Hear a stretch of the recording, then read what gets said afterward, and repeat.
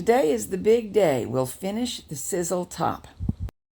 In order to make use of this movie, you need to have already watched Part 1, the overview, Part 2, in which we create the trim that will become the hem, Part 3, in which we hang that hem to begin knitting, and Part 4, knitting up to the underarm. The written pattern is available on Ravelry. There's a link in the program notes. And if you are following along in the written pattern and are using a single bed, you're now here on page 7. If using a ribber, you are now here on page 9. And it is time to get the weights on the fabric so we can proceed.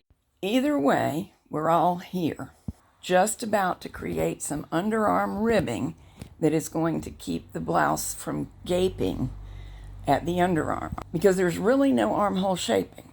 What we want to do is create some ribbing that's fairly snug at the underarm, and we also want ribbing on the top, the collar and shoulder surrounding area, but that has to be super stretchy.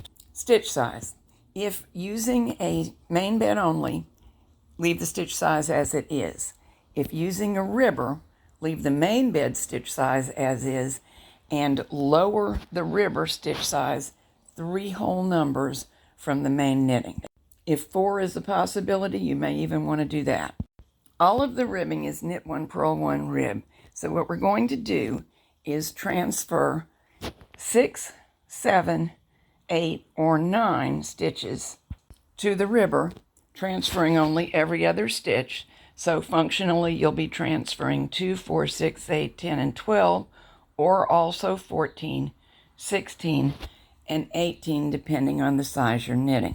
Single bed knitters, you need not do any transferring, of course. We'll handle your situation another way, which I will describe. But for those using a ribber, it will look like this. Most of the stitches will remain on the main bed with 1 by 1 ribbing at either end. It is absolutely critical that you have an odd number of stitches. So stop and double check, because you can always fudge now, you won't be able to later. Now, everybody knit 15 rows. If working on a single bed, ladder down every other stitch for 15 rows across the span for your size, and latch all those stitches back up as purl stitches. So now your underarm ribbing is complete. Now, everybody knit in 1 row of contrasting yarn only across the ribbing stitches plus 1 main bed stitch past that point. Use a sturdy yarn of about the same weight as the main yarn that contrasts sharply in color, because we'll need that feature later, and manually knit each stitch to as close to the same size as the main knitting as you can manage. If you're not using a ribber, it'll be just the same, but you won't have to zigzag back and forth.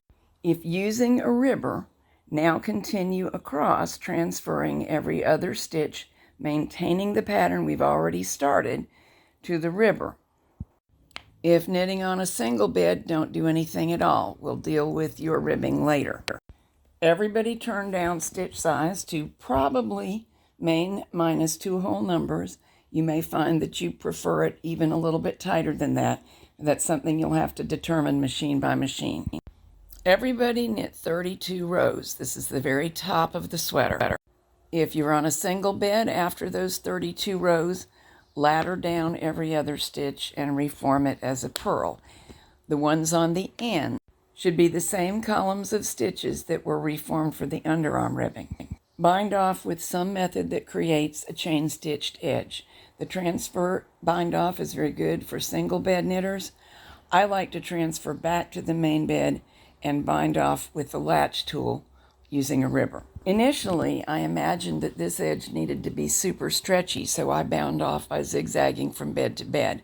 In fact, that was too loose, so I had to unravel it and go back and make a tighter chain stitch just so the sweater would stay on. Just something to be aware of. There's plenty of room in this volume of ribbing. Now we need to finish this area. This is the underarm ribbing. This is the shoulder ribbing. There are actually 2 ways to do this. This is the way that I find easiest. Remove that hand knitted row and then work into the open stitches. But this one's a little bit risky if you're not brave and skillful, because the top edge won't ravel, but the bottom edge will.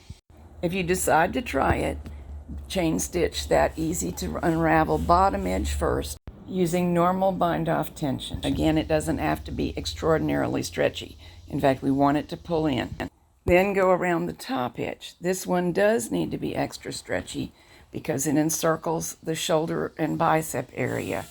It doesn't need to bind off because it'll ravel, only because it's ugly. For the sample, I found that working into each stitch twice did the job of making it stretchy enough and still giving a chain stitched finish. And that's what you see me doing here. I'm also now using the safer method, leaving the hand knitted row in position while I bind off. This section wouldn't ravel down anyway, but the other side potentially could. Get all the way across where the armhole ribbing is and one stitch past it to anchor your bind off. Then turn the fabric so you can work across the other edge. Pull out the extra strand of yarn now.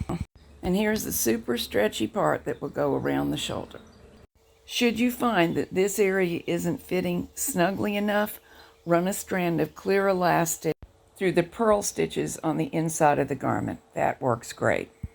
Sew the front and back together at the sides from underarm through hem, and also sew the edges of the ribbing together to surround the shoulders. Each piece has one column of stitches on each side of the fabric to allow for seaming. On the inside, unravel excess rows of trim and use the yarn tails to backstitch. Wash and dry the garment before wearing, and you're good to go. I hope you and your girls love it.